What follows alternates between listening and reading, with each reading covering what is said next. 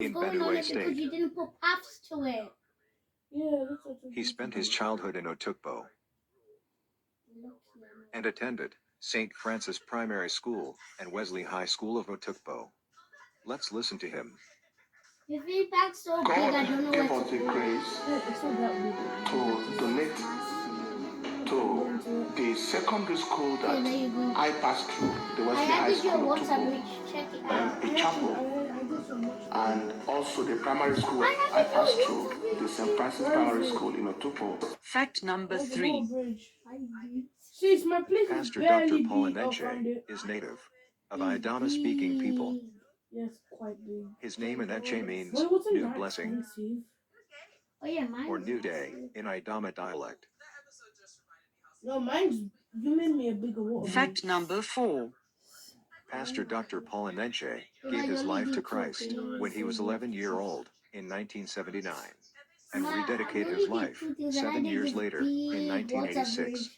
Let's listen to him. In the year of 1979, I had You a stole contact with the Lord. one of my customers' I rides. said it on Saturday. God's servant Pastor Adeboye was in Otukpo then, 78 and 79. Young men, we came up, but like young men, we just got influenced away again and just slacked down. Yeah. Why does it look like high that? institution in 1986.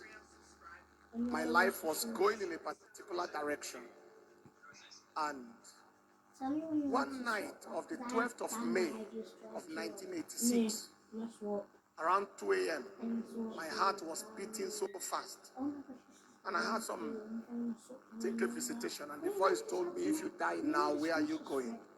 I said, I don't know where I'm going. He said, but you can know now.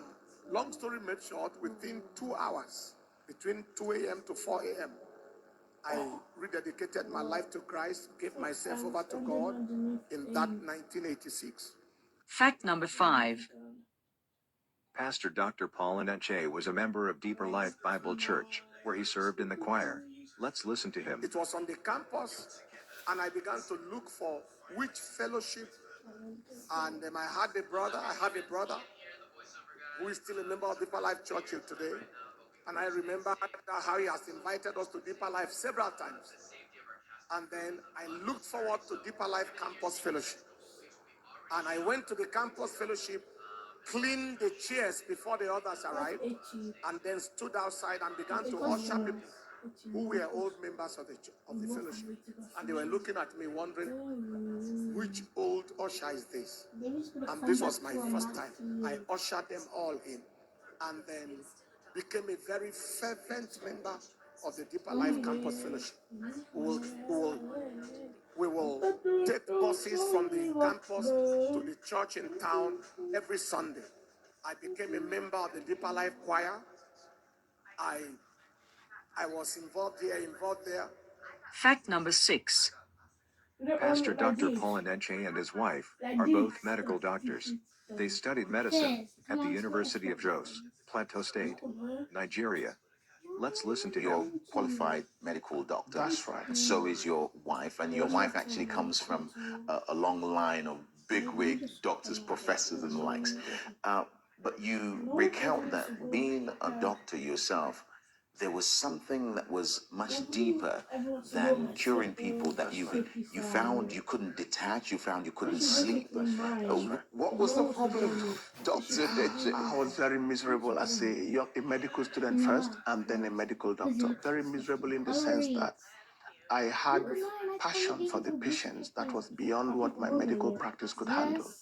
I had passion for their souls, I had passion for their minds, and then passion for their healing. Fact number 7. After working for 2 years as a medical doctor in Jos, Pastor Paul Enenche was a junction of his life. He could not find fulfillment in his profession. Let's listen to his wife. 19 years ago, in May, my husband came back home. We were both practicing medicine in Jos. And he came back home and said he wants to go and pray. He has a leading to pray. He feels that he's at a junction, and he left to some mountainous areas in the Jos environs, Ghana Rock. He was there for 3 days. No food, no water. In God's I presence. just set myself apart. Father, what are you saying? I'm at a junction of life. What are you saying? In the middle of that, bam! What I've been telling you about all these years is time now. The ministry I talked about. Yes, sir. Where and how? Abuja, Abuja. I don't know anybody there. How? Fact number 8.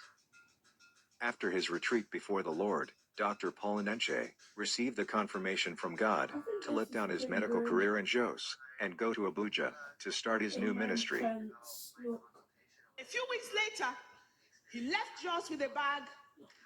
He had nowhere he was going to sleep. He had nothing, he knew virtually nobody. He had a strange address of somebody that was in Gwagwalada. He thought Gwagwalada and Abuja were all the same, because that's what you think when you are not in Abuja. And he got here, stepped on the ground in this territory, and as he was crossing the road in a prophetic action, someone that was in the school with us in Jos, across the road said, call him by name. He said, what are you doing here?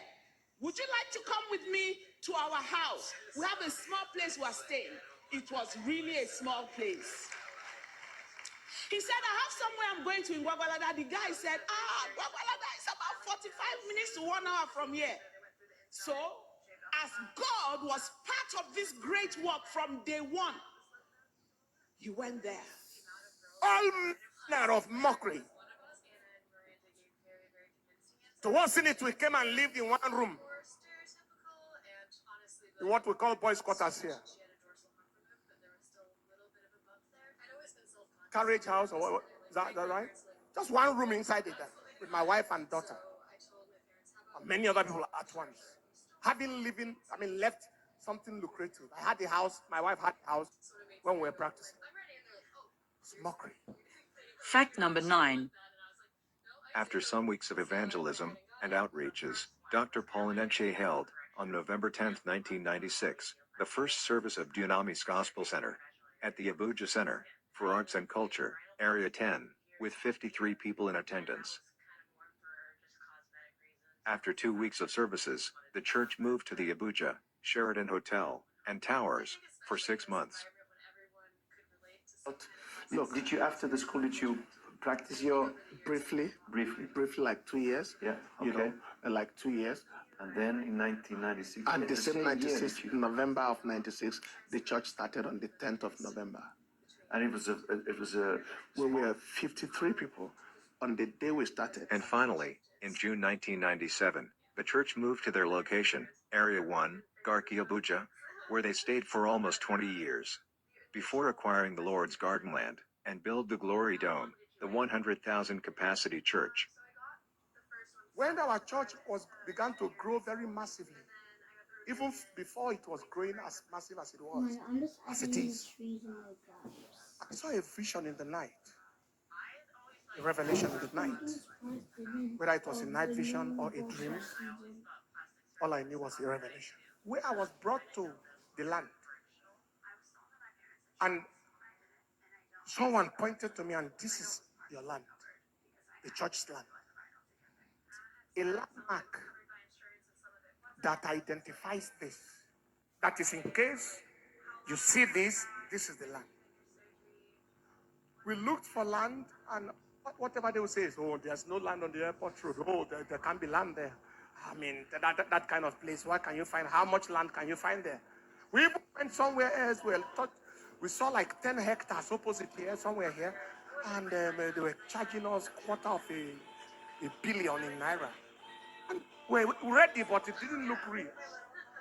So we went far out of town and got 700 hectares somewhere else, another 1,000 hectares, acres somewhere.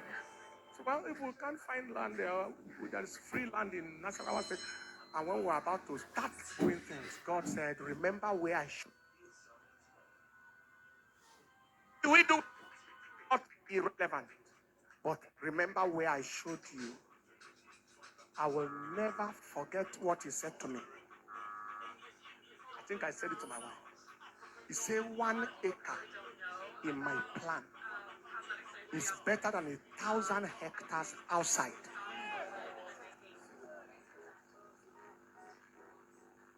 Wow. That is to say, don't be deceived by the fact that you can have hundreds of hectares there. Don't. So I returned back home and I called one of our property persons and I said, kneel down. Bam! It is your job to locate land. If it was my job, I would have located it. I anointed him with oil. At so and so place on the airport road, go and look for the land. It is there. Under 1 week, he returned.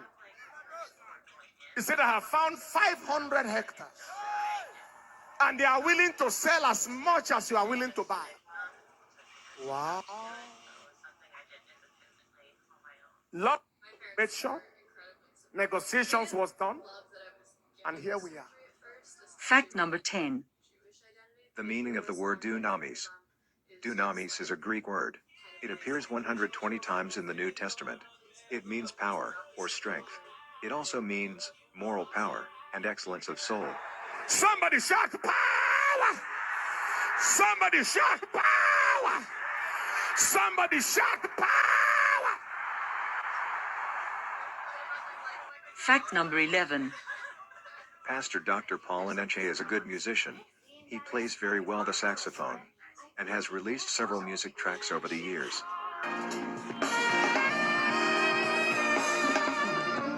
And fact number 12. Pastor Dr Paul Enenche and his wife are authors of several books.